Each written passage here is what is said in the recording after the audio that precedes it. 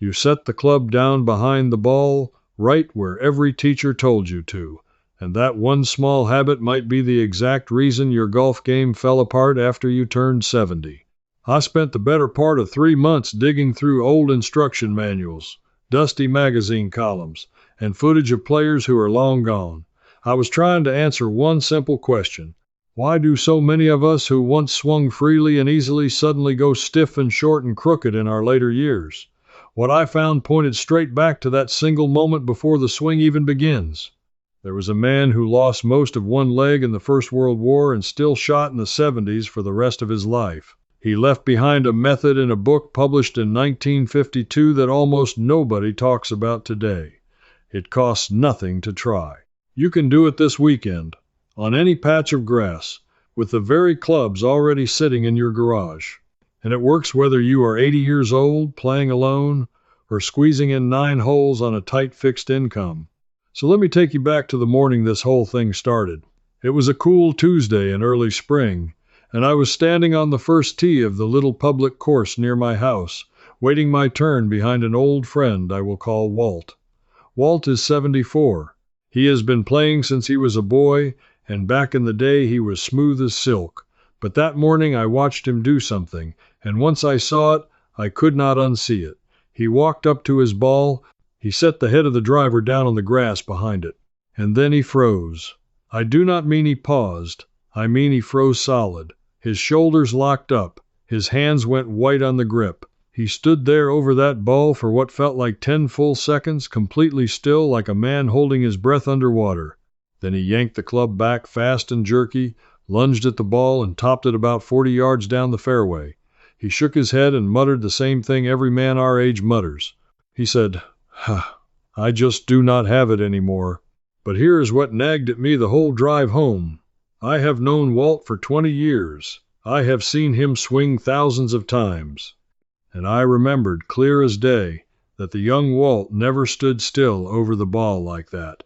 Nobody did. So why now? What changed? It was not his age alone. Something about the way he set up to the ball had turned him to stone. And that little mystery is what sent me down into a rabbit hole I did not climb out of for months. The first thing I did was pull up old film. I mean the really old stuff, from the 1930s, 40s, and 50s, black and white reels of the great players from before the television era took over, and the moment I started watching, the hair on my arms stood up, because not one of them stood still over the ball. Not one. They were all moving. Every single one of them. Their hands were shuffling and re-gripping. The club head was bouncing gently up and down behind the ball or hovering just above the grass, never quite resting. Their feet were shifting, their knees were softening, their eyes were flicking between the ball and the target.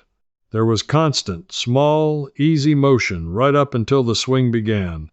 The whole thing flowed like water. There was no freeze. There was no statue standing over the ball holding its breath.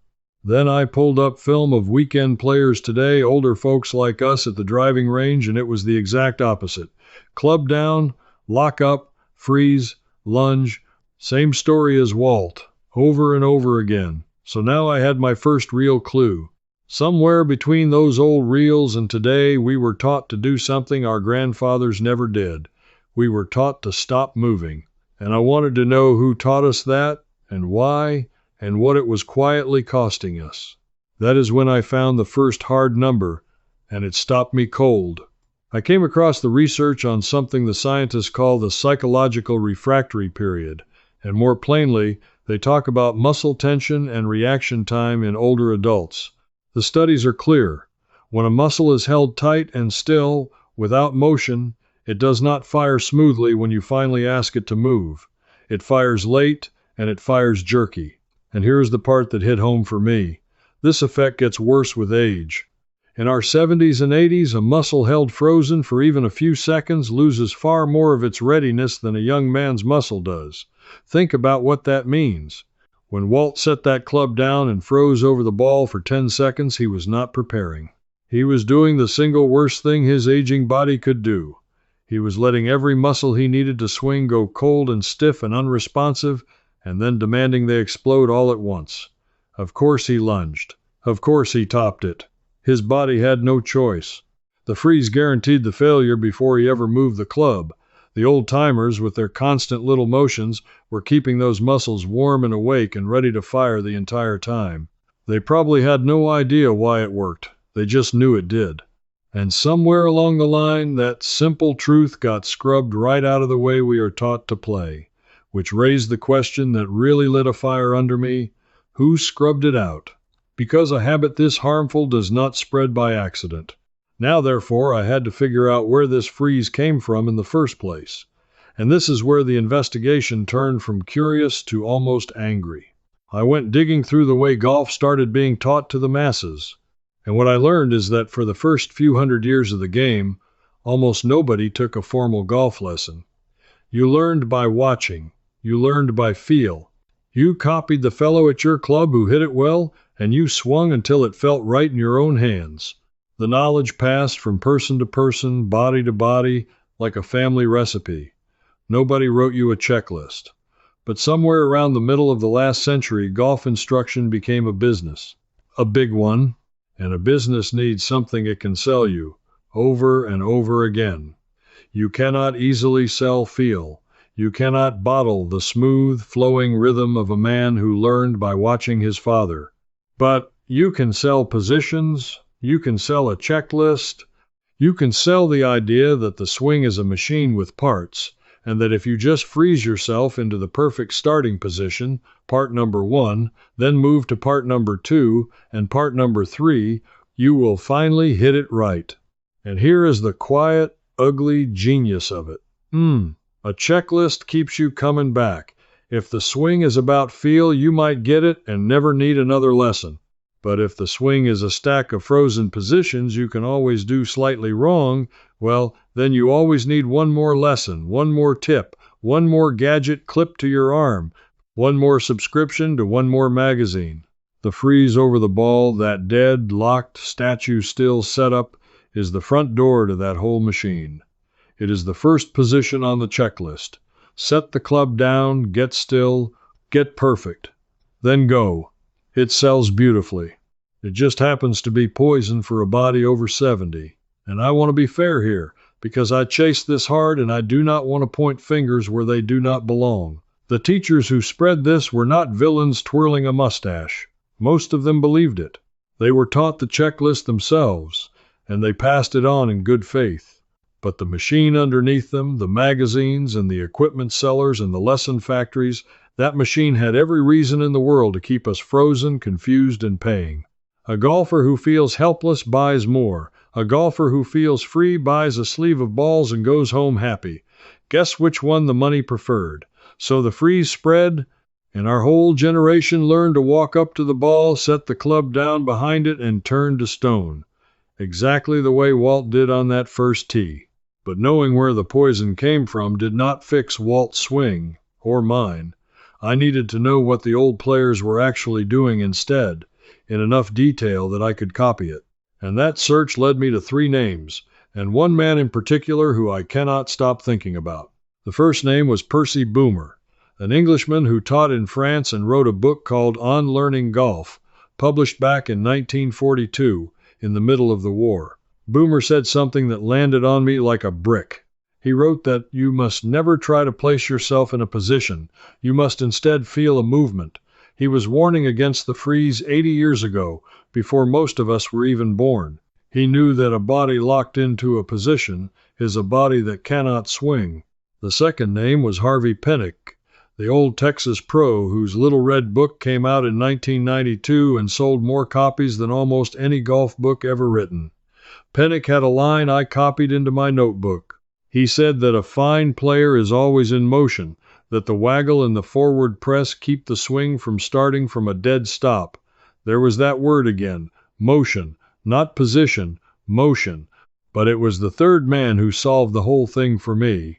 And his story is the one I promised you at the start. His name was Ernest Jones. Ernest Jones was a young English golf professional with a bright future, and then the First World War took it. In 1916, on the battlefield, he was badly wounded, and the surgeons had to amputate most of his right leg. He was a golf pro with one leg. You would think that would be the end of his golf. It was not even close. Balancing on one leg propped up. That same year he went out and shot a round of 83. Later, with an artificial leg, he regularly broke 80. A one-legged man was shooting scores that most of us with two good legs would trade our cars for. Now, stop and think about that the way I did, sitting at my kitchen table at midnight. How on earth does a man with one leg swing a golf club that well? He cannot rely on a big, powerful drive from the legs and hips the way a young athlete does. He cannot shift his weight around a strong lower body. So how? The answer is that he was forced to discover the real secret of the swing, the one the rest of us have the luxury of ignoring because our legs cover up our mistakes. And when his legs were gone, the secret was all he had left. Ernest Jones moved to America and became one of the most sought-after teachers in the country. And in 1952, he put everything he knew into a book with a title so simple it is almost funny. He called it Swing the Club Head. That was it. That was the whole method, swing the club head. And before I tell you exactly what he meant, I need to say something directly to one particular person watching this right now. Maybe you are thinking this is all fine for men with money and lessons and fancy clubs and a country club membership, but not for you. Maybe you play alone. Maybe you rent your clubs, or you bought them secondhand at a yard sale. Maybe you are on a fixed income and every bucket of range balls is a real decision, and you have not had a lesson in your life and never will. I want you to hear me clearly. What Ernest Jones discovered is the one method in all of golf that costs absolutely nothing, needs no teacher, no gadget, no membership, and no new equipment. In fact, it was discovered by a man who had lost more than any of us ever will, and had nothing but a club and his own two hands. Now, I have spent months pulling threads exactly like this one, going back to the original sources, the old footage, the forgotten books, the men who actually figured things out before the industry buried it all. And I put the deepest of that digging specifically for golfers in their 70s and 80s who are playing on a fixed income and playing alone into a series of digital books called First Tee, Deep Seniors, and System Complete. Everything in there is built around the same principle you are hearing right now. No gadgets, no lessons, no fluff. Just the honest mechanics that hold up when your body is older and your budget is real. If that sounds like your kind of material, you will find the details in the description below. So stay with me, because that is exactly the kind of buried truth I have spent months chasing down, and it goes much deeper than one swing tip. This next part was made for exactly you, so stay with me. Here is what Ernest Jones figured out. The golf swing is not a collection of positions. It is one thing and one thing only. It is the swinging of the club head. Everything else, the arms, the shoulders, the hips, all of it, is just along for the ride, responding to the weight of that club head swinging back and through. He proved it in a way so simple that people who saw it never forgot it. He would take an ordinary pocket knife and tie it to the end of a handkerchief or a length of string. Then he would hold the loose end between two fingers and swing that little weight back and forth. And he would ask his student, "Can you feel that? Can you feel the weight of the knife pulling the string taut, swinging in a smooth arc?" Of course they could. A child could feel it. And Jones would say, that is the golf swing. The club head is the knife. Your arms are the string. You do not push the string. You do not place the string in positions. You simply swing the weight on the end, and the string follows, straight and taut and true, all on its own. Now hold that image in your mind, because it explains everything I had been digging for. When Walt set his club down behind the ball and froze, he cut the string, he stopped the swinging. He turned that free, hanging weight into a dead lump of metal sitting in the grass. And to move it, he had no choice but to yank it with his hands and his arms and his shoulders, all the muscles that should have been passengers suddenly forced to be the engine. That is the lunge. That is the top shot.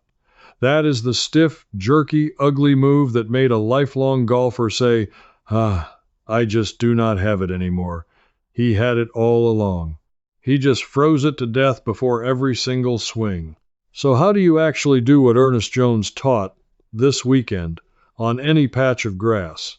This is the payoff, and I am going to give it to you plainly, the way I wish someone had given it to me 40 years ago. First, and this is the big one, do not ground the club behind the ball. Do not rest it on the grass. Instead, hover it, just barely, a fraction of an inch above the ground, or resting so lightly you could lift it with a breath.